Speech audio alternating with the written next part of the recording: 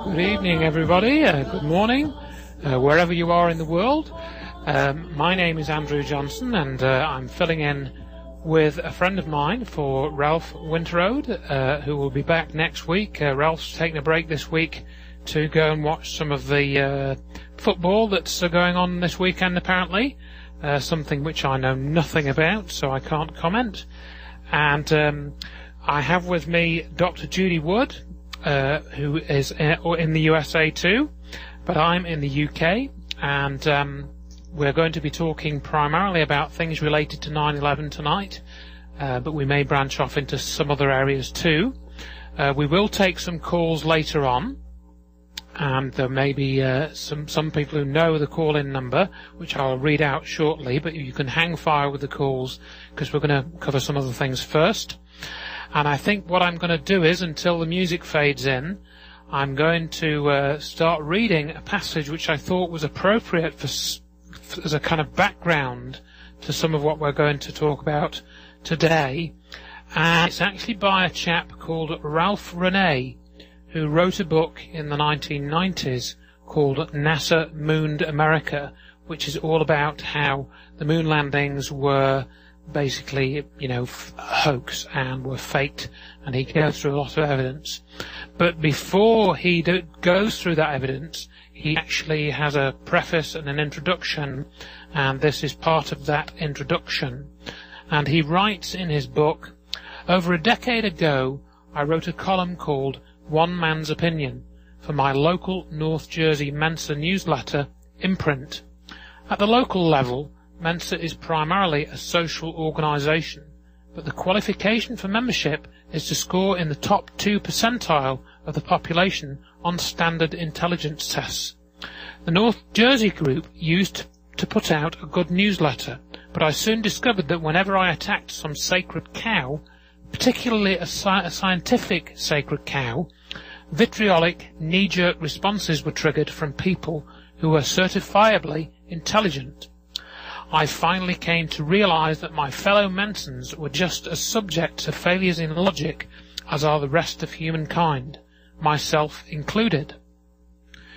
Our, what I call emotional belief system, or EBS, is the sum total of our inner philosophy. This evolves from the sum total of our life experiences. Our personal philosophies are basically emotional, because much of what we believe is not necessarily logical. Indeed, it may even be contradictory, but nonetheless we make our decisions and govern our lives accordingly. Our EBS is implanted in our early childhood by cultural osmosis and authoritarian pronouncements. We are imprinted by our society's opinions in the same way a baby duck is imprinted by the first moving object it sees after hatching. Much of this imprinting is due to religion, which is one of the great moulders of societies. Then add our early education, what we are taught or not taught, and our parents' influence. This is the process by which we eventually come to know right from wrong, good from evil, success from failure, and stool from shinola and shoe polish. Have you ever wondered how a man from a third world country wearing a pair of tattered trousers can be so pleased with himself, even though his ribs stand out from hunger? How can he feel so fine, knowing that the great number of children he has sired will be as dirt poor as he is? The reason is that in his society the very act of siring marks him the success he is. Logical? No. Emotionally satisfying? Yes.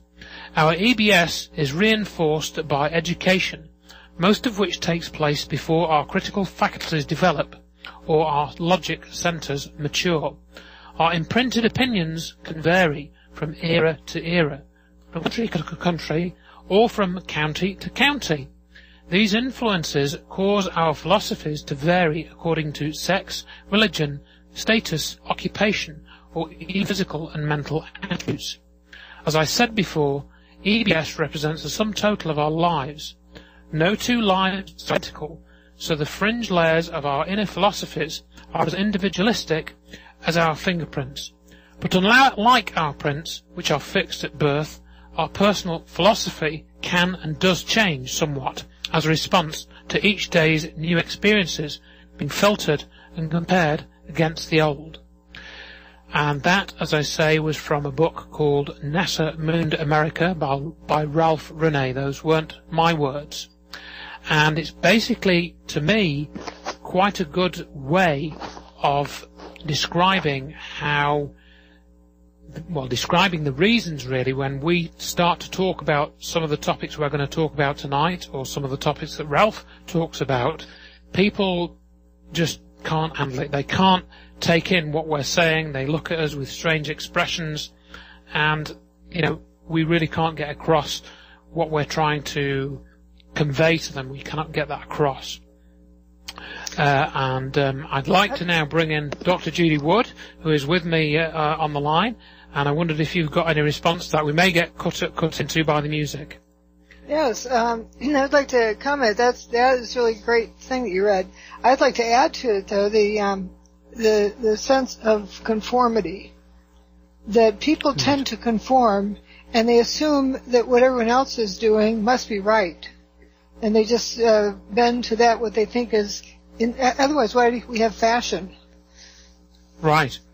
And I think, one of the things we found is, we don't conform in a number of ways, particularly in, what we've come to know about 9/11, for example, where a large proportion of the population conforms to what they think is, what they've been told, basically.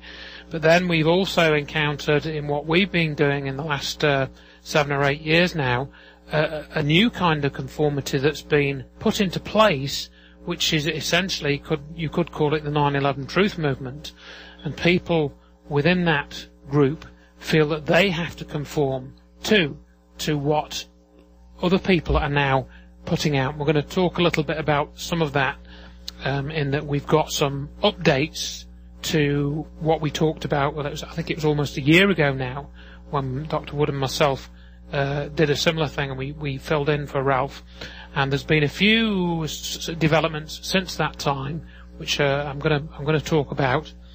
But I think it's basically to do with covering up the truth of 9/11. And there are, for people that have not heard me speak before, not heard Dr. Wood speak before, there are essentially two layers of cover-up in relation to 9/11.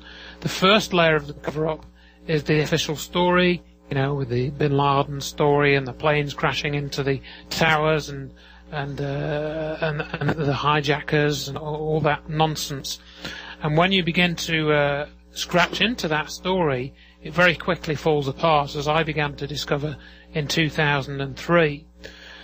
But then once you scratch through that, you encounter another layer of cover-up, which is populated by.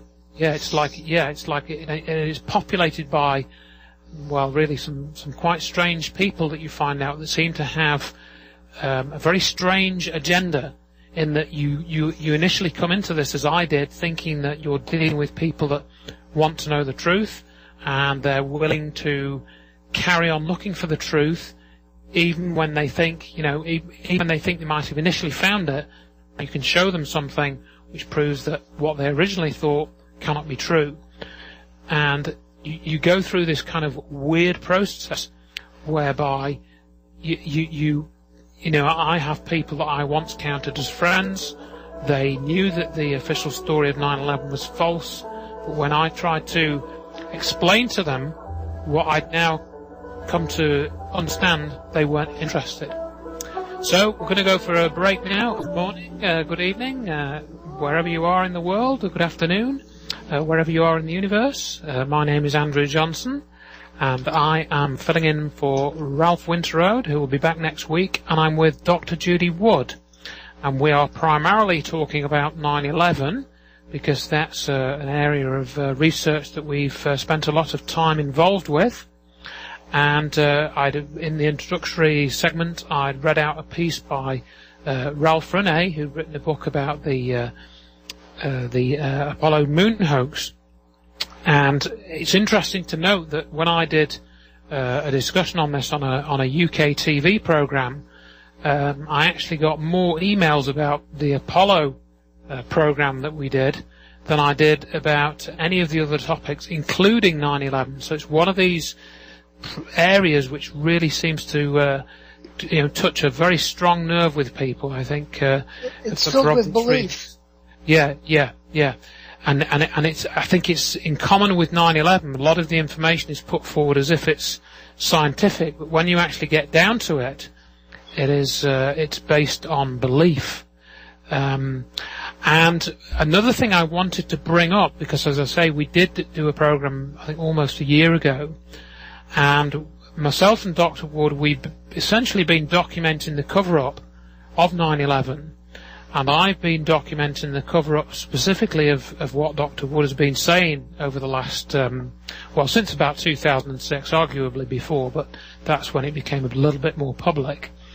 And one of the things that came out a few months ago, in fact it was around the anniversary of 9/11 that it came out, was a new novel, a new fictional novel, which was by a lady called Rebecca Roth. Now, this looked quite interesting to me because the novel was basically said to be based on the real knowledge of a flight attendant who was serving as a flight attendant around the time of the events of 9/11, and she claimed to know some of the people that actually were involved as flight attendants in, when the planes went missing and so forth. And a YouTube video appeared, which was an interview with this lady, and she claimed in this video that she was one of the foremost experts on research into 9/11. But when I checked this video out, it was a video which was done for something called the Writing Room. But I couldn't really find much about this so-called Writing Room podcast or program or whatever it was. I did find, I think, a restaurant in New York which had the name Writing Room, but I couldn't find any associated, podcast or anything associated with this. So that was a bit peculiar. But I decided that I would get hold of the Kindle version of the book. There was an Amazon Kindle, one of these digital versions of the book, which I bought and I downloaded and I read it, and it was quite an interesting book. It was, the first half was basically just like a romance novel almost, quite engaging. It was fairly easy read, and it was fairly good English and things like this. It was good English. There's no problems with the English or anything like that. And then it started to unfold into the experience of this character that she'd had on 9/11 as a flight attendant, and she was trying to explain what some of the problems were with the stories about the planes and the plane crashes. And essentially she contended that the planes had been landed somewhere and that the people had been taken off the planes and so on. And when I heard the trailer for this video, this interview, it sounded like there was going to be quite a lot more information about the planes and passengers in the book than there actually was. When I actually read the book, there wasn't a great deal of information, and nothing new. No, there was nothing particularly new. And people can read this. It's available on Amazon. I think it's about, $8 or something. I can't remember what the price is. It's not particularly expensive. But I wanted to find out specifically if there was any mention of Dr. Judy Wood's research in this book. That was one of my keen areas of interest in this. And, of course, I'll read you what I wrote, because I posted a review on the Amazon site which people could go and read if they want. But I'll just read a portion from that review that I wrote, because I'd written that in this book, more troubling is the inclusion of a physics professor named Jonas and his peer-reviewed scientific paper about thermite being used to destroy the towers. Similarly, the towers are described many times having collapsed. In the book, this is. The research of Dr. Judy Wood, not mentioned or referenced anywhere in the narrative, shows the towers did not collapse. They mostly turned to dust in midair. It seems the author is not familiar with my own research into this area of 9/11 evidence, that the thermite story was implanted to distract people away from the evidence which shows what happened to the towers. And I have evidence in spades that this is true. In other words, that the thermite is a bogus story, and unlike Dr. Wood's research, none of the thermite evidence was put into a court case, i.e. those like Jonas promoting this evidence actually know that they are lying about it. And this is one of the key things that you're going to have to come to terms with when you study this. And then there's this president's speech at the end of the book, which is it's quite engaging, and it's sort of written, I think, to appeal to the masses and make people's kind of, give them a feel-good factor at the end. But it really misses out. They live happily ever after. And they live happily ever after kind of thing, yes. But of course there's no talk of the energy issue, there's no talk of energy weapons, and there's no talk of the towers turning to dust. There's no talk of Hurricane Erin, for example. So we did discuss that book, didn't we, Dr. Wood, at the time? We discussed it a little. Right, and also no toasted cars. Right. So there was an awful lot that was missed out, and I posted this review, and there was no real response from the author. I've not heard from Rebecca Roth personally. I don't know whether anyone else has. I don't think she's written anything before or since that I can tell. Oh no, that's one of the things. There doesn't seem to be a history of this person. She said she's a foremost researcher, but I've been researching into 9/11 for essentially 10 years now, really, and I'd never heard of this person before. I'm familiar with at least the names of most of these researchers, even if I've not sort of corresponded with them or written about them or anything. So people can go and read that if they're interested, but at the end of it, I have to say, to me, it seems like just another part of the cover-up, really. To me, it seems like they like to give people a choice, either or. If they don't like choice A, then they assume B is correct. Right. And so, if people decide the official story doesn't make sense, then they assume that this other alternative story has got to be correct. And as long as, it keeps them there, that's fine. But it's important that they not see that there's other choices. So, absolutely, and this is, to keep people going in circles is one of the objectives. Introducing doubt, that's one of the key ones. This kept people going in circles. And, we hear, and in fact, somebody said this to me a couple of days ago on Facebook, we just need to agree that the official story is false, which is essentially what Dr. Wood was saying just there. And, you get that so much that people just think, we just need to, disagree with the official story, and then, that's it sorted. And we're going to talk more a bit about this in a couple of minutes, because I think we've got another break coming up now. Good morning, good evening, wherever you are around the world, or good afternoon. My name's Andrew Johnson, and I'm with Dr. Judy Wood, and we're filling in this week for Ralph Winterrowd. He'll be back next week. He's decided to go and have a look at some of the sporting events going on this weekend, and we wish him well with that. And I'll just pause for a minute and thank Ralph for everything he's done with the legal challenges he's been making over the years. I think it's a very important area of work that he's been doing, and it's very, very difficult. He's made a lot of sacrifices, and I think we've got him to thank. Certainly myself and Dr. Wood, thank him for what he's helped us with directly with the 9/11 research. So I'd just like to say that here now. We will take calls probably the next hour, and the number to call is 800-313-9443, and we'll probably take calls the next hour. We were talking about the 9/11 cover-up, and I'm also going to probably play a clip shortly, because we've seen this ongoing attempt to cover up Dr. Judy Wood's research as well as the events of 9/11 itself, or themselves. I've written a book about that. It's called 9/11 Finding the Truth, which you can download for free from my website, which is checktheevidence.com, and you can just Google my name, Andrew Johnson, 9/11 Finding the Truth, and that'll come up, and you'll get a free download, and there's a PDF download, and there is an audio download as well. So you're welcome to look at that and write to me with questions. If you have any questions having read it, I'm always happy to receive those. And Dr. Judy Wood has written a fantastic book called Where Did the Towers Go, as listeners to this program will probably appreciate. That is still available through Amazon, and it's available from me in the UK. So, you know, we're still sort of sending those copies out to people that are willing to pay for them.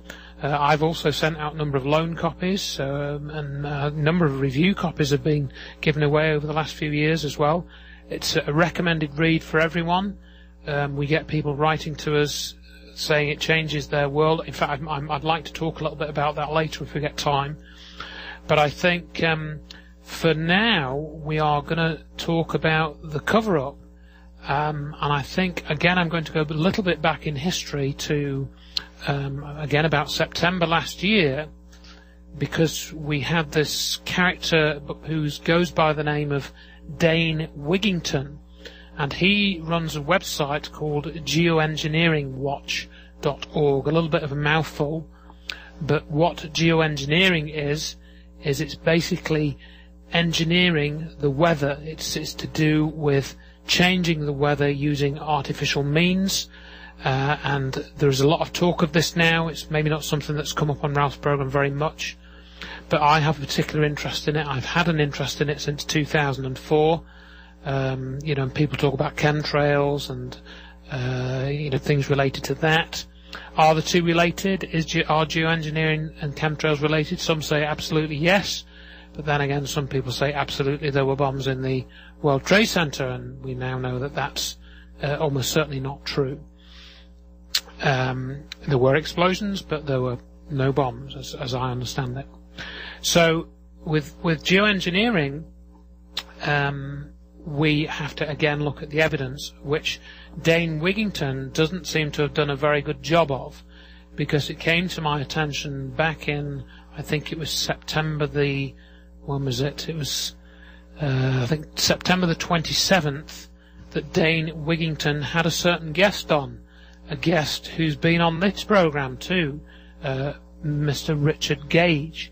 And what I'm going to try and do here is I'm going to play a 2-minute clip of Mr. Wigington speaking to Mr. Gage, and I think you should be able to understand quite quickly why I'm playing this clip.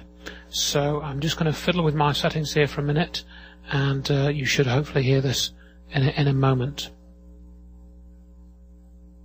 With the whole 9/11 issue from bottom to top, again, there is really nothing that supports the official story, and everything supports the conclusions that your group, and again, how could you have a stronger group than that? 2,200 people, and I know there's a lot of disinformation. We talked about this off the air. A lot of people that want to grab at straws, and they grab it. You know, I've seen information, the laser beams from space, and all this sort of stuff that is simply designed to make people reject the actual facts. We see the climate engineering with people trying sorts of fringe things and to cloud the issue, the disinformation. But in this case, when you have 2,200 plus architects and engineers signing their credibility, how could you have any more weight than that? And so I hope people that have heard lots of other peripheral that have confused them, look at 11A&E. That's the nuts and bolts facts that really cannot be argued with in any way, shape, or form. So on this, Richard, I know that some of these other theories that appear to have been thrown out there for this clouding the issue, right? But they're not really making much progress with that. I mean, I think you guys have really gained the lion's share of credibility and attention. Well, I think so, and that's because we're looking at it scientifically. Regarding Judy Wood and her theory of directed energy weapons, what she does at the site around the towers and tries to find to try to support an unusual theory, that she doesn't even know what evidence would support that theory, because we don't know anything about directed energy weapons or how they work. We don't even know if they exist. We know they're experimental programs. But in the process, what Judy Wood does is deny the scientific forensic evidence that we do have for nanothermite, which we haven't even discussed yet on this call, but it's small red gray chips of high-tech nano by an international team of scientists led by Neil Tarek in Copenhagen, which nanothermite should not be found in the World Trade Center dust. Okay, so what you heard there was Dane Wigington, who runs geoengineeringwatch.org, talking to Richard Gage, who runs... About laser beams from outer space, and they think that discredits their movement. Well, then why is he talking about it? Right, and I just want to point out here something very simple initially. What I've done there is I've played a clip from Dane Wigington and Richard Gage. I've actually played the clip, so you can hear what they actually said. You will never hear Richard Gage in any of his presentations playing clips of what Dr. Judy Wood actually says, right? He will misquote her. He will lie about her. Now, if you go and look at my website, you will see that I have a copy of a check signed by Richard Gage, drawn on Architects and Engineers for 9/11 Truth funds, paying for a copy of Dr. Judy Wood's book, Where Did the Towers Go? You will also see on that same page a copy of the contents page from that book. And you will see that Dr. Wood's book goes through the evidence for thermite and all of those things that Richard Gage says that Dr. Judy Wood does not address. So this proves, plain and simple, Richard Gage is a liar, and Dane Wigington is a liar too.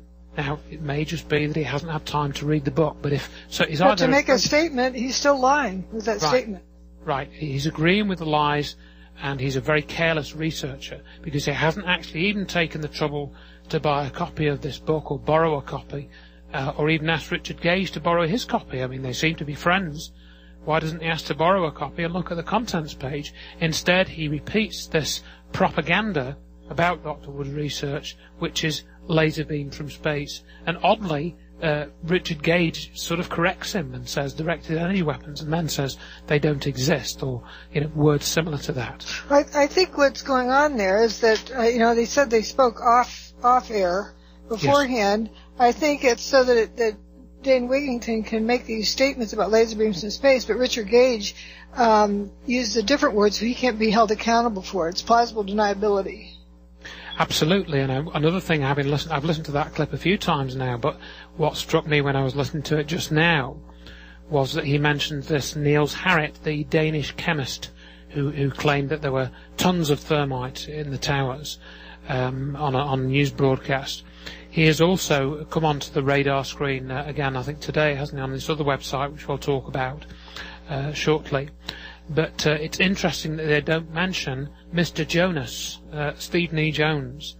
They don't mention him in that clip, and it was actually him that came out with this thermite theory in 2000. He also came out with laser beams from space. He did, yes. Well, we're already at another break. I'm Andrew Johnson, and we're filling in for Ralph Winterrowd, who will be back next week. If you wish, you can look at my website, which is checktheevidence.com, and Dr. Judy Wood's website, which is unsurprisingly called drjudywood.com. And Dr. Judy Wood has written a book called Where Did the Towers Go?, which I recommend you try and beg, steal, or borrow a copy of. And if you read that book, you will come to understand exactly what happened to the World Trade Center on 9/11, and it will give you a new perspective on life. We may even get to talking about that aspect of it. We, just before the break there, played a clip of a chap called Dane Wigington speaking to another chap called Richard Gage, and Dr. Wood and I had discussed this before some months ago. We discussed this clip already, and I just wanted to return to that clip where Dane Wigington actually says, he says in the clip, we have one person, Dr. Judy Wood, ignoring evidence and disputing literally not just 2,200 experts, but many more when you count all these other first responders that heard explosions. One person denying who knows how many, 2,500, 3,000 experts from various fields. Which would people be reasonable in believing? Obviously you guys are standing on solid ground, nobody else is. So Dame Wigington is lying in several ways there, because Dr. Judy Wood isn't the only person doing what she's doing. We have Dr. Morgan Reynolds. He did something similar. He hasn't written a book, but he did start a court case. And then Dr. Eric Larsen, he wrote the foreword for Dr. Judy Wood's book. He doesn't get a mention by Dame Wigington, so that's also wrong. I'm being slightly facetious here, of course. And these 20 to 500, 23,000, whatever experts, that number's wrong anyway, because it's just a petition, and many of these people, we don't know what their actual qualifications are. Whereas in Dr. Wood's case, I think we do know what Dr. Wood's qualifications are. We've spoken about it a number of times on this program already. But have you got any comments on that, Dr. Wood? No, it's except that you think about how many times my book has been peer reviewed. We're talking about thousands and thousands and thousands, orders of magnitude, more readers of my book than they have people signed up on their whatever it is, petition. And so if you want to account for how many people agree with whatever, the people who've read my book, I find nothing wrong with it, except it shakes their world. Right. That's the only problem they have with it. Absolutely. And one of the things, there's a couple of things I've almost forgotten to mention, but, you're presented with a false choice all the time. We talked about giving people a false choice between the official story and then thermite or nukes or some other story.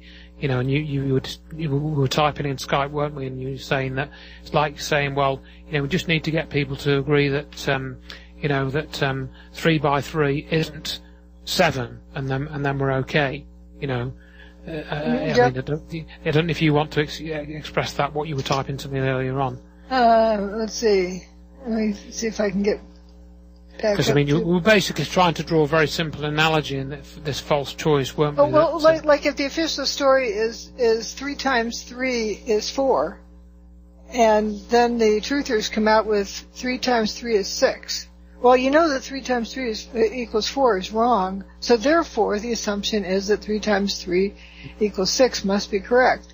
So don't listen to that idiot over there telling you that 3 times 3 is 9.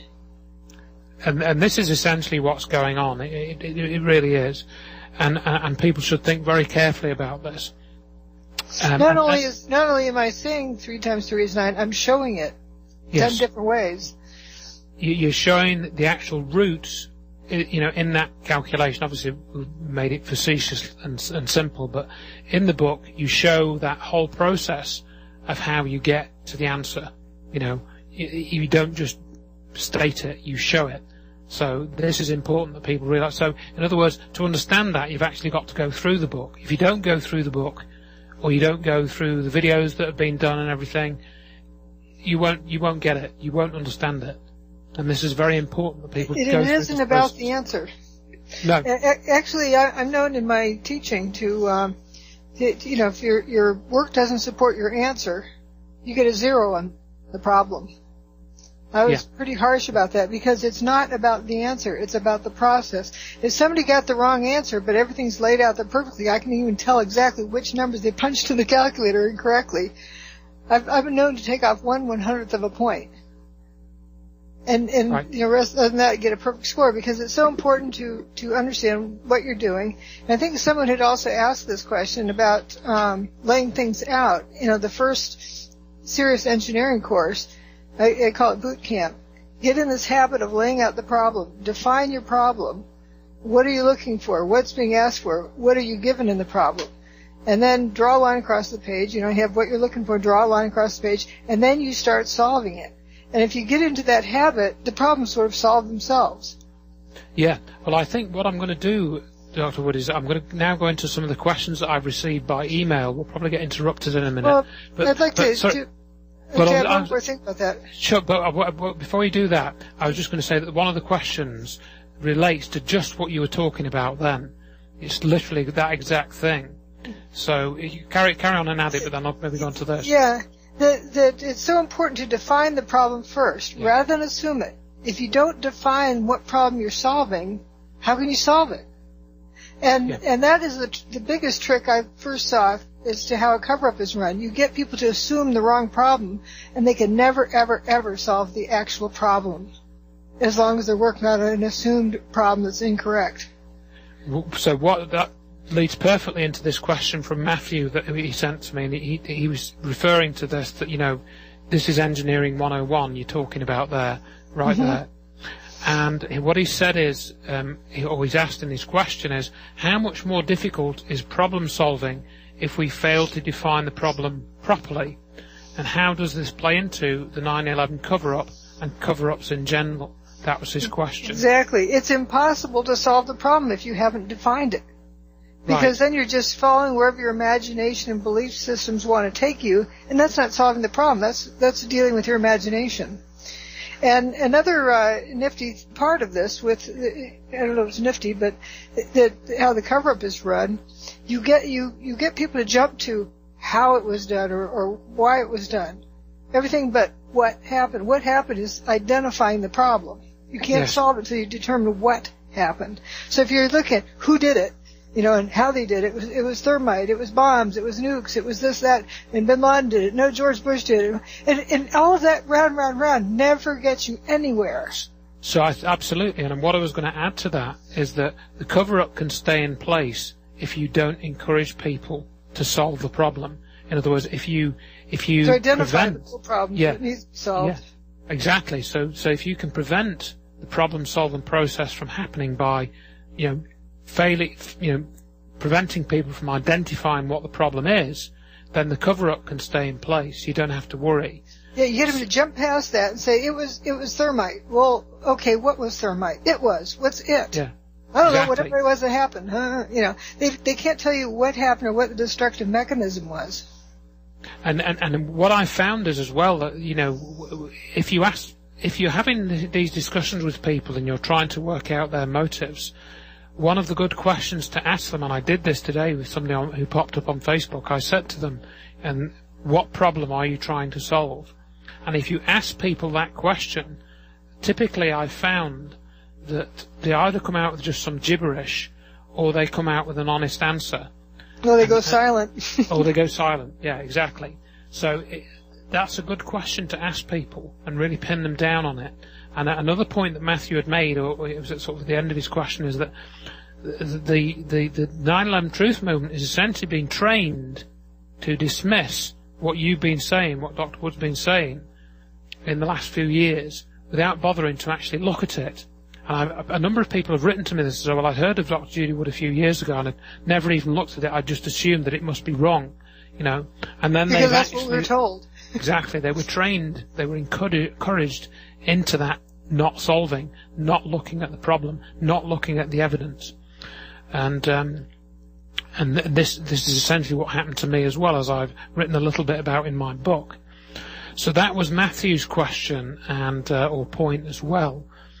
Well, that brings me to this thing with this deal with Niels Harrit saying, well, she doesn't know what she's talking about. Nobody understands her. Nobody knows what she's talking about. Has he even read my book?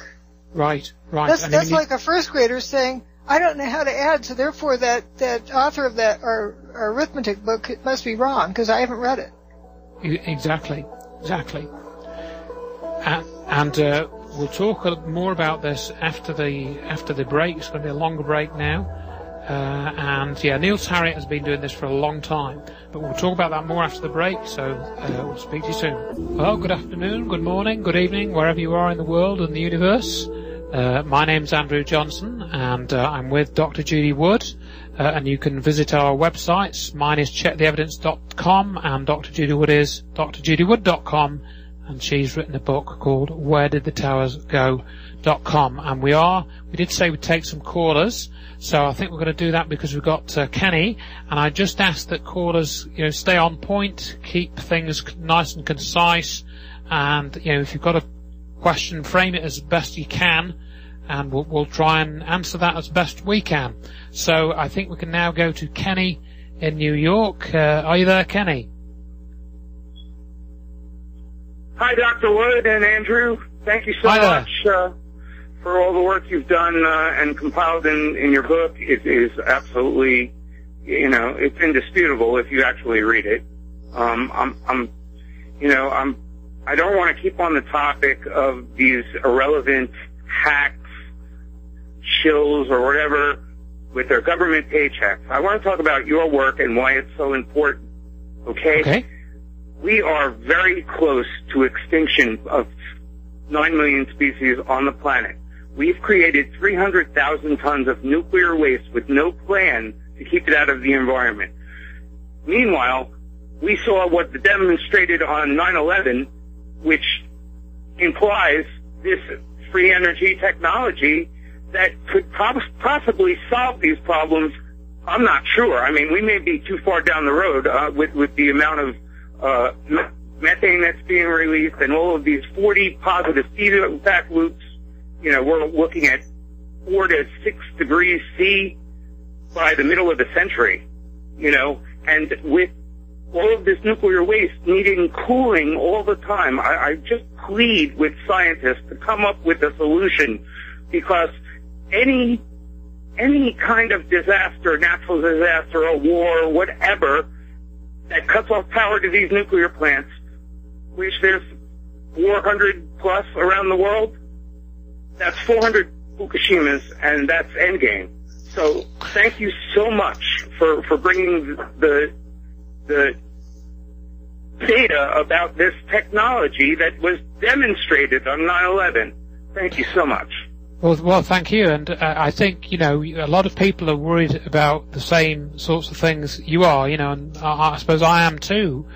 And I think what the research in the book shows, essentially when you think about it and think about the implications, is that all of the things that you mentioned, I think are like that because somebody wants them to be like that, somebody we don't really know, because just to give you a quick example, one of the bits of research that John Hutchison was doing and has been doing was how the technology that he's developed can be used to, mitigate or neutralize some of the effects of radiation.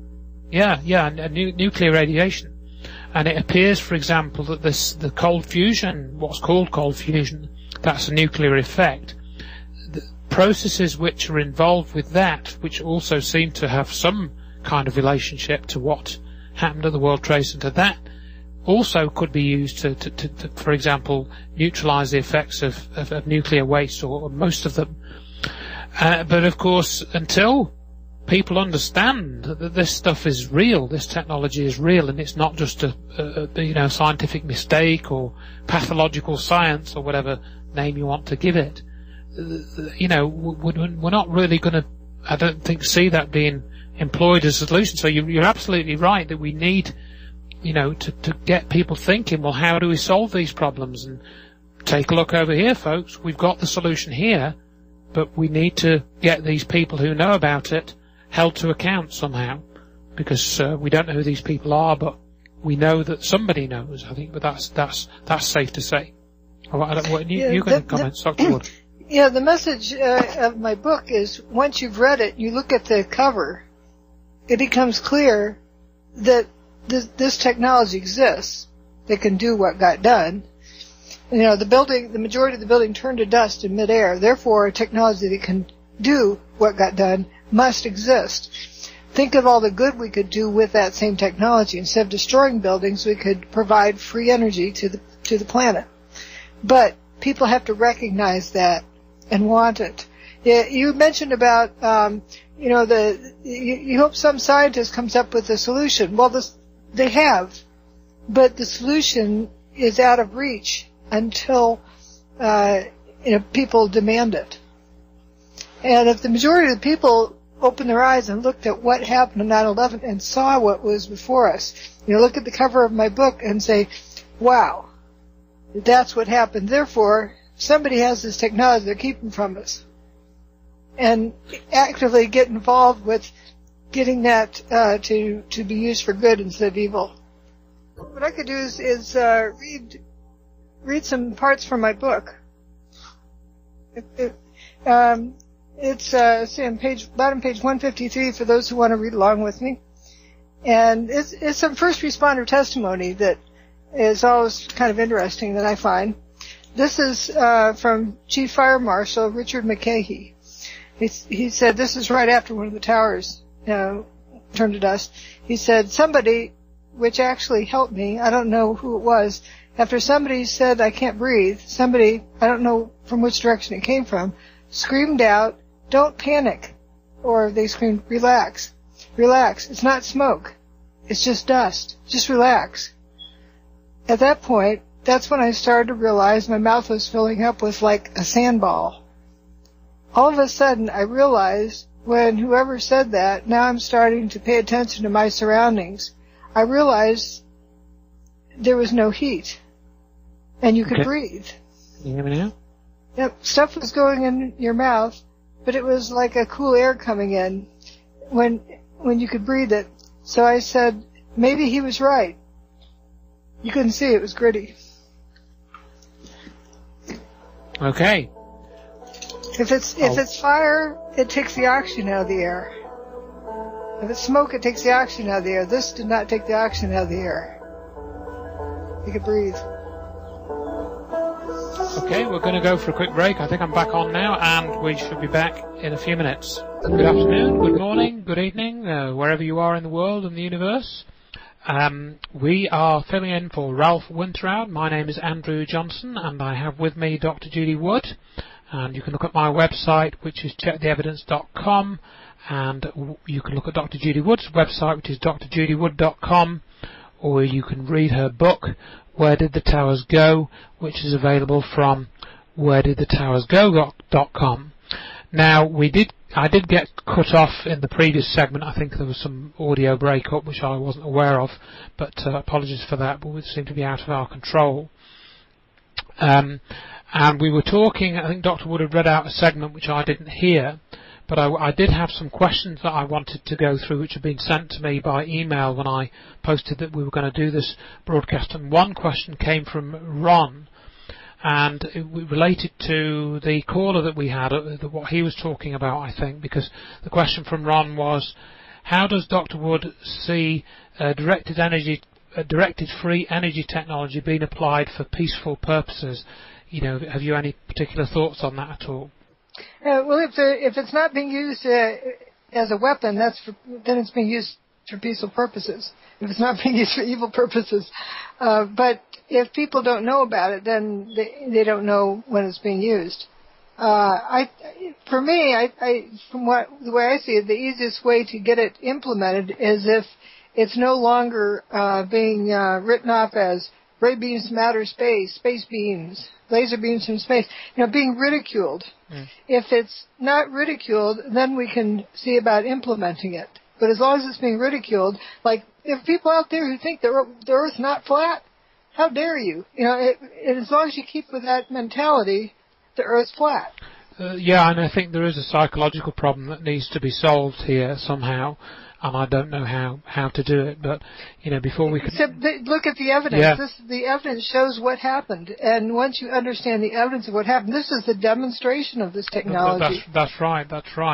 So I think it's difficult to pick out examples for something which is, as Ron says, you don't like to speculate, and I know you don't like to speculate, but I mean, the way I would answer that question is that it would transform most aspects of our lives, because we wouldn't be necessarily having anything that runs on any type of fuel, for example.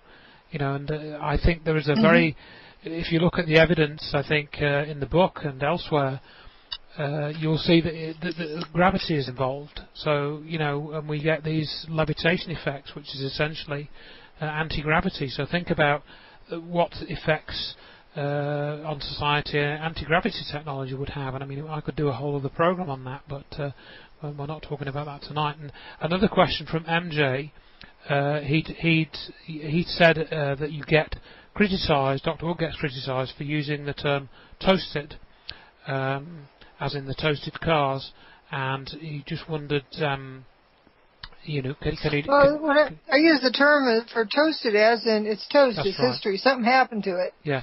You have to get another one. You can't fix it. It's beyond hope. Yeah, I mean, he thought, did you mean total? But when you say totaled, as in cars, that's a different meaning, isn't it? 'Cause it normally means you've crashed it or you've wrecked it. Yeah, because it has a unique meaning already. And I tended to use phrases that didn't already have a specific meaning that jumped to your mind, right. but more of a general term that wasn't a foreign term, like dustification. Well, even though that isn't a word, it's clear what it means. Absolutely. It'd be familiar, just like, it's toast. Absolutely. It's history. He's got to get another one. Or somebody's career is toast. It's just, it's done with. Absolutely. And then, there was a question from Alan, and he was wondering, I mean, this again is more speculative, but we did talk about this before. And he's talking about what other countries really know what happened on 9/11. In other words, who knows what we know and are not talking about it? Which other countries know about this? Any thoughts on that? Most of them. Yeah, I would say. Most of them. Yeah. And I think of various countries as being like the states within the United States.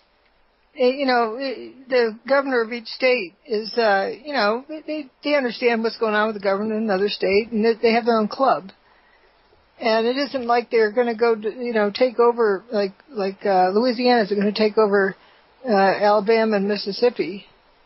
That's not what, doesn't work like the kind that. of things they do. Yeah. But they can be in cahoots with each other about, governing their citizens. Absolutely, and I think there are certain mechanisms which seem to be used internationally, and we can show that the cover-up of your research is international, because I can name names, and I have named names, who appear to be working in this country with exactly the same agenda as Mr. Wigington and Mr. Gage, and of course Mr. Harriet is Danish, so this proves that there are people in these countries who are working to the same agenda. In Australia. Yeah, and in Australia too. And there was a good question from Atahan here, and I think it's kind of a sort of not an entirely serious question, but he's asking, do you think that Colonel John Alexander and Colonel Tom Bearden have read the Where Did the Towers Go book? So. They probably don't need to. They probably don't, do they? I mean, people perhaps don't know who these two people are. Colonel John Alexander was, or is, I should say, a figure that pops up on alternative knowledge programs such as Coast to Coast and so forth. And he actually worked on the remote viewing program in the 1980s, the so-called Psychic Spies program.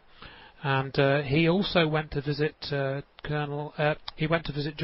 Hutchison in 1983 and saw John Hutchison's experiments then. So he's known about John's experiments since that time, and Colonel Tom Bearden has written a lot about these so-called scalar weapons and scalar technology. He has seen my website and made like one or two statements, right? Or maybe one line about it, saying, "Yep, very well could be." Yeah, and just kind of bit his tongue after that. Very non-committal, wasn't he? And I think Jesse Ventura tried to get him involved in that program that you did with Jesse Ventura a couple of years ago, didn't he? And that didn't really come about, did it? So. Yeah. Okay, so I think I've probably covered most of the questions that we'd been sent. Oh, there's one more actually, or maybe no. There's actually. Well, what I'd like to make a statement just to emphasize this again. The cover of my book, the title, "Evidence of Directed Free Energy Technology on 9/11." Well, the buildings mostly turned to dust in midair. Therefore, the evidence in my book, including that evidence, shows what got done. So it's evidence of a technology that exists that can do what got done. That evidence shows a technology that can be used for other things other than evil purposes. It can be used for providing free energy. That's what that means. It's sort of like the silver lining in the dark cloud. Evidence of directed free energy technology on 9/11. Right. So it's evidence of what happened on 9/11, but it's also evidence of something good that can come out of it. Absolutely. Well, we've got another break now, so we'll be back in 2 or 3 minutes, and we'll speak to you then. My name is Andrew Johnson. I have with me Dr. Judy Wood. We're talking primarily about 9/11 and the cover-up of that event and the cover-up of Dr. Judy Wood's research into that event. And you can visit our websites. Checktheevidence.com is my website, and drjudywood.com is Dr. Wood's website. Now, we were going through some questions that had been sent to me, and I've got a question and sort of some points being raised by Hillary, and she said, I'd like to ask if both Dr. Wood and yourself, with reference to WTC 1 and 2 destruction, will kindly bring in the discussion about why one of today's academic engineering departments, you know the one, well I do, I won't reveal what it is though, insist on dedicating nearly a quarter of an assignment to asking the student to explain energy conservation in order to focus on later calculating the impact energy by an object when you know the drop height of a specific mass onto a fragile commercial product to satisfy a test method for a BS-EN standard. That's BS is British Standard. It then goes on to ask for the calculation of the velocity. Of course, I don't want any hints about the answer, as I've already done this, but the nature of this question is very subtle. In the subconscious mind of the student, aware of 9/11 and maybe questioning it, knowing the official story focuses on collapse as the demise of the towers, a student may then try to calculate the energy at impact and attempt to hypothesize an example of a kinetic energy force hypothetically dropped directly above one of the towers to begin its destruction using the known values of the tower height and certain formulas rearranged. Hillary says she remembers in a previous show Dr. Wood was discussing the subject about how post 9/11 physics textbooks insist on showing how important it is to calculate the energy used for the student to understand that an impact or destruction actually occurred. And clearly this negates the desire to be able to empirically show something. So if the energy cannot be calculated, the towers never went away in 9 seconds, faster than the acceleration due to gravity at 9.81 meters per second squared. I never fail to be amazed at the effort to hide the existence of weaponized free energy technology used on 9/11. So I think to summarize that, Hillary is saying they tried to get you to focus on the calculation, not on the observation. I don't know what your thoughts are on that, Dr. Wood. Yeah, that's exactly it. So many people are hung up on calculations. Like, remember the Greg Jenkins thing? He wanted to know, if I calculate how much energy was required to destroy the buildings. Well, what does that tell you? Absolutely. What do you make these calculations for? Just look out the window and see if they're still there. Right. If they're gone, then there obviously was enough energy. Of whatever form. Absolutely, and obviously calculations are necessary for certain things, but not for actually looking at the observations. Yeah. It's like trying to do calculations to, you stick your hand out of the window and it becomes wet because it's raining. Do you need any calculations to establish the energy of the water droplets, falling on your hand to know that it's wet? You don't. It's ridiculous. So I think that's a very good point and observation that Hillary has made there, with how the focus of study in science can be used as a way of shutting down some of your other intellectual faculties. And I think with just that, we've now got another caller. Yeah, people are trained to make calculations rather than to think. Okay, that's it. That's exactly what we're saying. We have a caller from West Virginia. I think Ollie in West Virginia. Oh, cool. So can we bring Ollie on? Hello. Hello. I've read your work and I just found it fabulously interesting. I have read some of Bearden's work. I read Il Fer-de-Lance and attempted to struggle through his concepts and principles of free energy. I'm still working on that. Anyway. Well, do you pay an electric bill each month? Beg pardon? You pay an electric bill each month? Well, yes, I do. Yep. Well, imagine if you got that kind of energy without having to pay for it. See, that's yes, free I know. energy. I know. So that's all I mean by years. That's all I mean about free energy. It's like, you know, you're not stealing it. It's free from taking without stealing it. Well, anyway, I read your book with great interest and I understood it. One thing I didn't quite understand was why you did not interview Rodriguez. He was on the basement floor, I think he said, in the first one of the buildings, and he described, and I've met this fella, he described how the floor seemed to go upwards, as if there was an explosion underneath his feet. And I just wondered why you did not interview him in your book. I was working with evidence that I could observe myself, or as far as the first responders go, that's under oath that they gave their statements, and so also the further out you get time wise, people start remembering what they think they're supposed to remember. It's not that they're lying; it's that they try to conform to what they think is the right answer. And I've noticed about Mr. Rodriguez is his story has changed over time quite a bit.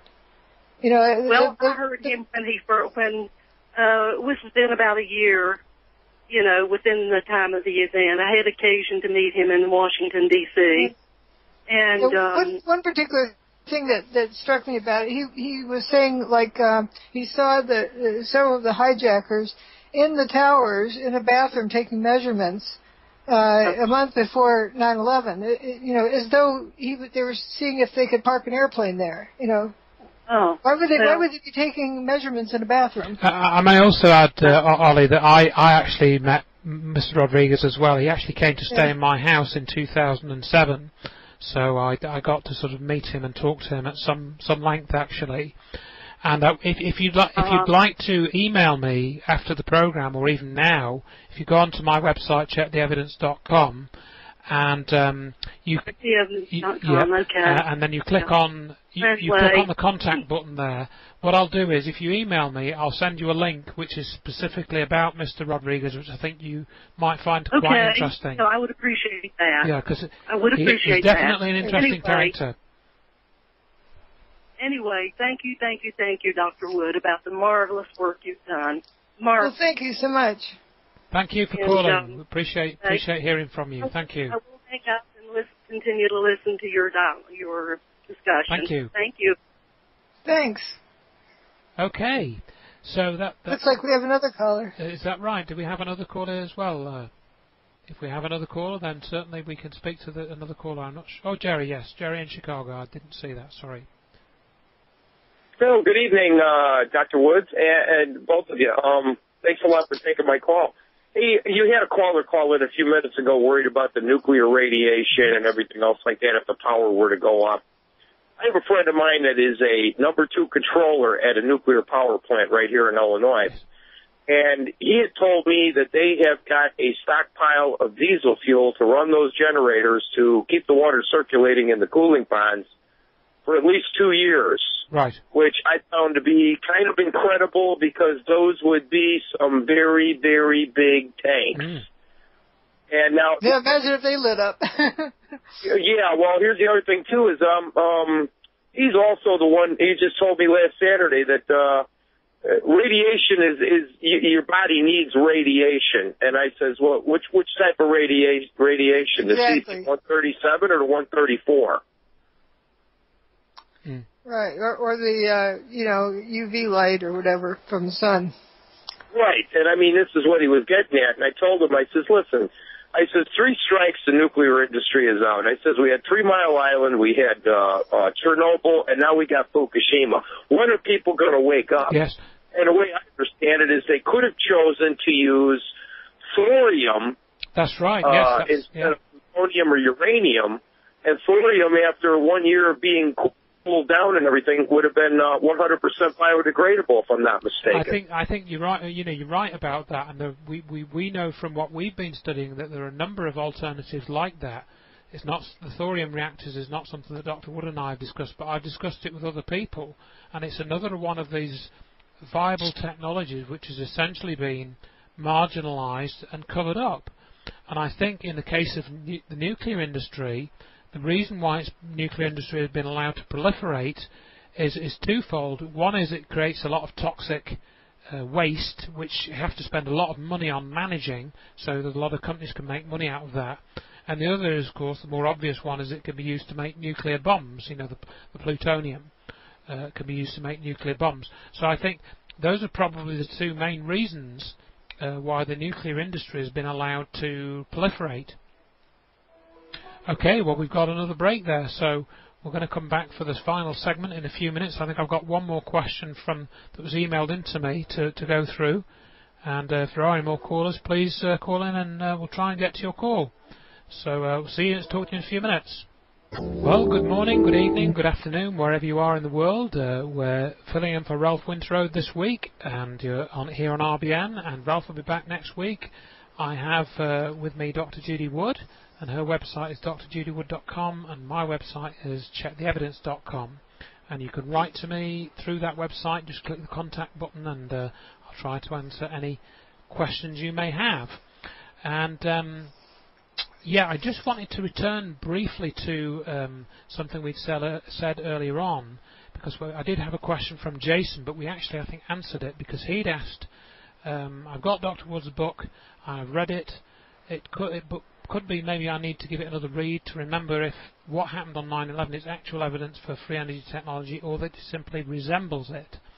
Why is it free energy technology and not just simply a new form of technology?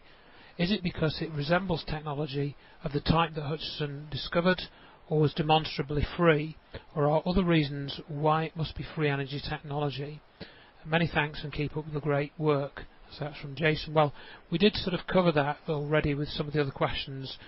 It's you know, essentially the technology did what it did, and the way that the energy was released or was used or rearranged. The closest we can get to describing that is really, I think, is to use the word free. It was coming from somewhere, not from a conventional source like, you know, burning diesel or petrol or, you know, this sort of thing. No, it doesn't have a meter on it. It doesn't have a meter on it. So, you know, I think you get a feel for it when you study the cover-up of this sort of technology. And I think we may have another caller, so let me go back to no calls. Okay. All right, so we've now got a few minutes left, probably about 5 minutes left, and I wanted to talk about what some people have experienced having read the book. You know, and I found that when you've actually understood this, and you've actually grasped it, and you've got to grips with it, and you know what happened on 9/11 with regard to how the World Trade Center was destroyed, it's actually difficult to convey this to other people. And one of the problems is that there's this phrase, it's easier to fool someone than to show them that they have been fooled. Right? So it's very difficult, for example, to explain to people that have followed Richard Gage, for example, to show them they've been fooled. It is very, very difficult. Again, yes, it gets harder. And I've even heard people say that, for example, even if it were true that no planes crashed into the towers, I wouldn't tell anyone. You know, that's not what you do if you're in some kind of process of telling people the truth. You don't decide to not tell them the truth because they're not going to like it. Lying for truth. Yeah, it's lying for truth. And that people say the same things. You can't talk about energy weapons. It's just people won't understand it. Actually, that's not been my experience for those that are willing to listen. You know, I think the people understand evidence. You can see what happened. That's right. You must stick to the evidence to show people what the truth is. And when you go towards speculation or you go towards insults or ridicule, you're going away from the evidence. You know, and you'd have to leave people to decide how to deal with the implications of that evidence. Some people don't want to listen, some people don't want to know. And it's evidence, it's not theory, speculation, ideas, whatever, it's evidence. That's evidence that anybody can look at and come up with the same conclusion if they're honest. That's right. And I think that one of the problems that, you know, becomes apparent is that the implications of what you find is so enormous that it causes a fundamental shift in your consciousness if you really get it in, if you get to grips with it, if you understand it. It really changes your understanding of how the world works and what's really going on. And this was expressed to me as well in another message I received, I think about a week ago, and I kind of experienced, like, you go through a barrier, you go into another place, and you see this bigger picture, and it becomes clearer, it becomes more real, and it's like you've gone through this barrier, and there are very few people that are on the other side of this barrier, and the view is very, very different. The view of the world is very different. And some people have an aversion to getting through this barrier, and they're looking at other directions. This is why much of what we're talking about becomes a personal journey, and you have a personal transition or a transformation even, and you can't direct. Well, it is somewhat analogous to realizing that the Earth is spherical, somewhat, and not flat. Right. Even if everyone around you is saying the Earth is flat. It is very much like that. It's very much like that. And often you can't directly convey this feeling to anyone else because they haven't seen what you've seen. They can't understand what you understand because they haven't seen the evidence. They haven't worked through it all. They haven't put it all together.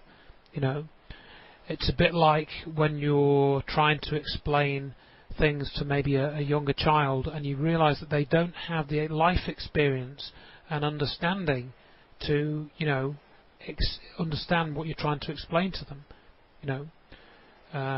because they've never experienced it. And another problem really is the cover-up itself. The cover-up is so enormous that people can't accept, for example, that people like Dame Wigington and Richard Gage are actually part of the cover-up. They can't accept that. They cannot accept why these people seemingly, seem to have made sacrifices, are actually part of the cover-up. It's very difficult for people to come to terms with that. And, and I get accused of, attacking people and so forth. And it's just, that's not what I'm doing. I'm showing people that what they're saying is not true. That's not the same as attacking somebody. I'm trying to illustrate that they're not telling the truth, which, for when they're running a truth movement, they should be telling the truth. Now we have another caller. It's Matt in, I think, SD, South Dakota. Yes, I'm not so familiar with these abbreviations for U.S. states. So we could speak to Matt if he's still there.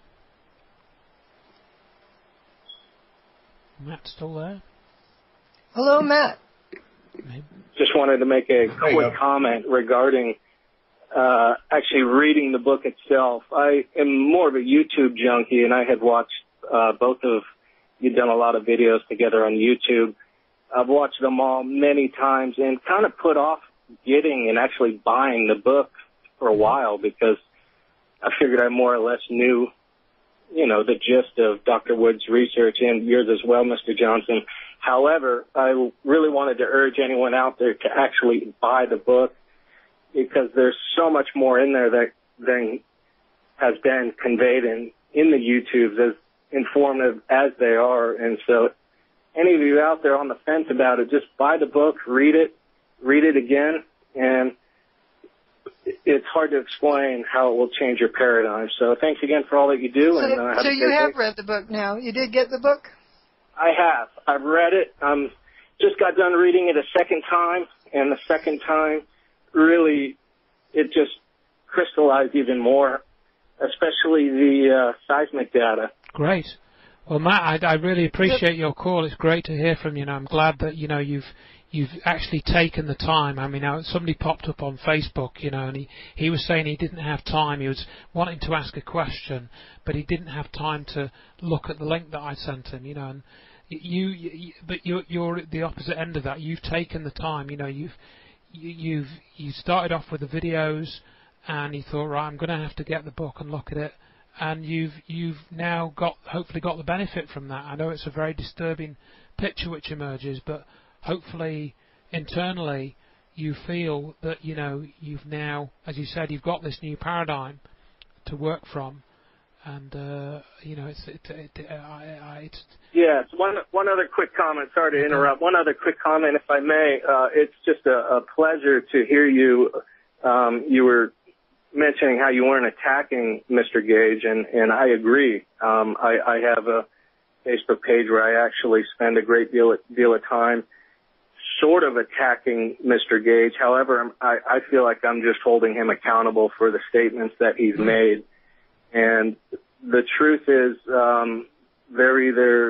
he's either incompetent or a liar, and I have a hard time believing he's incompetent. So it's not like I enjoy thinking of him as a liar, as well as Dr. Jones and Alex Jones, David Ray Griffin. I mean, that's not what we want to do, but when you look at the evidence and when they're not willing to talk about half of the evidence, it is what it is, and we have to call it how it is, and it's not always fun and pleasant, but we just have to press on with the truth. You're absolutely right, Matt. I mean, I couldn't have put it better myself, so I really thank you for saying that. Having read the book, you probably also realize that, the idea of thermite, coming down from the sky, toasting the roofs, there's plastic lights or polycarbonate lights on the police cars on the roofs that aren't melted.